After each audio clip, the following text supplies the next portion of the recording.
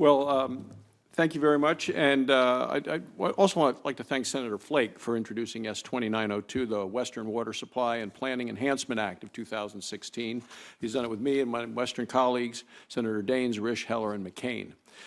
This bill is a collaboration of months of work between our offices, most of whom are members of the Senate Energy and Natural Resources Committee. Well, at a time when water issues have made the forefront of the headlines in places like California and Flint, Michigan, the water supply needs of the West as a whole. It can be forgotten by those who do not live where we live. So the bill that we've introduced addresses the need of the abundant and consistent and clean supply of water for all of our communities. Most of these communities in the West are rural, and they're agricultural-based communities, as Pat O'Toole, who's here from Wyoming, clearly knows. Working families operate ranches and farms and depend on water for their livestock to grow crops, such as alfalfa, to feed their herds of cattle. The water resources in the West have always been scarce, and demands on the scarce supplies continues to increase. We have more people moving to the West to live, to work, and to raise their families. We have more regulations coming from Washington, putting restrictions on where water can go, sometimes in favor of species as opposed to working families. Weather events such as drought only makes our water needs even greater. The proposals contained in S-2902, the Western Water Supply and Planning Enhancement Act, seek to provide more water for our communities. Our legislation includes bills that I've authored and introduced that will fix aging water infrastructure, such as irrigation canals that serve our ranching communities, create efficiencies in federal permitting of new water storage through better coordination of federal agencies, compile the maintenance backlog of Bureau of Reclamation's aging facilities so Congress can actually begin to address them, and protect existing water rights from federal overreach for water users. Now, there are many other provisions authored by my colleagues in this bill that are going to develop long-term water supplies and enhance the use of existing water supply infrastructure. So I think it's important to note that the bill has $715 million in new authorization. It's fully offset with $721 million in reduced mandatory spending.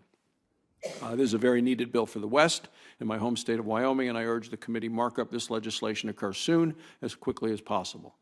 So I have a couple of questions. One to Dan, if we could a little talk about how vital it is in terms of increasing water storage and maintaining aging federal irrigation structures for ranchers and farmers in the West and rural communities, and how does an economically strong, productive rural West benefit communities outside of the West? Well, I guess I'll answer your last question first. The irrigated agriculture industry in the western United States, which is comprised of growers and producers and implement dealers and food processors, it's a $172 billion boost to our economy every year. And I think one thing, I mentioned this in testimony earlier today, because of that, in part, Americans spend less of their disposable income on food than anywhere on the planet. It's like 8% compared to other countries that it might be 20 or 30%. And as I understand it, I'm not an economist, but I understand that consumer spending is a very important part of a healthy economy. So irrigated agriculture in the communities they support in the West obviously are a big part of that. And what we've seen in recent years, to get to your first question, Senator Barrasso, is we have expanding demand going on in other sectors. We have growing population. We have different societal priorities placed on environmental needs. And when you look at the reality of how many new dam projects have been built or storage projects have been built in the last 30 years, it's been almost nil. I mean, Metropolitan has done it in California, but if there's any kind of a federal nexus involved, it's very difficult because of the permitting issues.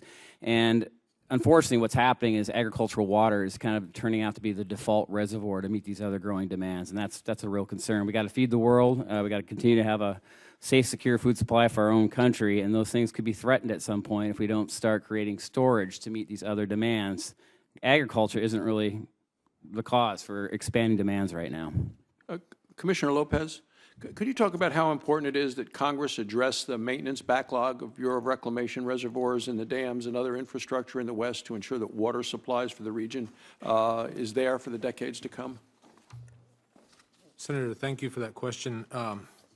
Reclamation has something like $100 billion worth of infrastructure that we operate and maintain, and quite a lot of that infrastructure is now over 50 years old, and some of it is over 100 years old.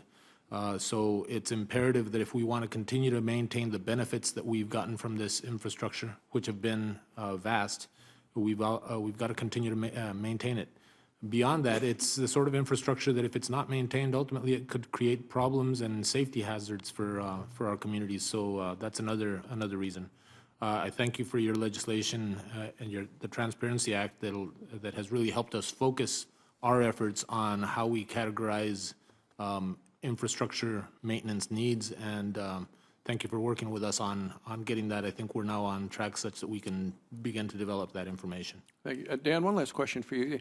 In your written testimony, and I'll just kind of quote, it says, "There can be no doubt that these environmental laws have provided significant benefits to our society." You go on to say, "But they have also been used as legal weapons to thwart new investments in Western water development, to reallocate existing water supplies away from traditional uses, and to destabilize water supply systems." You go on to testify, "Often in pursuit of unattainable goals, such as resurrecting past ecological conditions in a constantly changing environment." Can you give us an example or two of what you mean and what you've seen?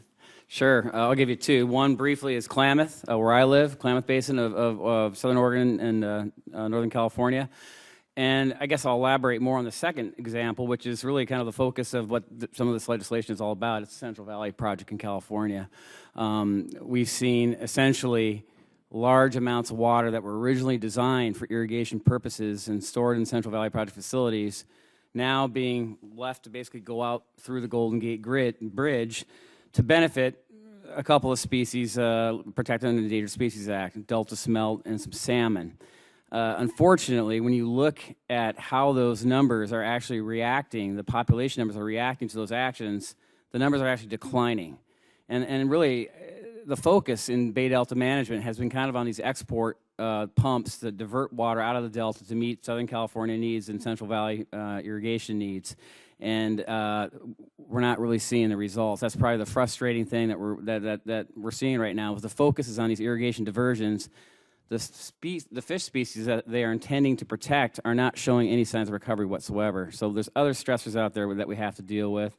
And I would say, again, that's a prime example because a lot of those decisions that are moving the water from agriculture into the system, the ocean system, are driven by litigation involving Endangered Species Act.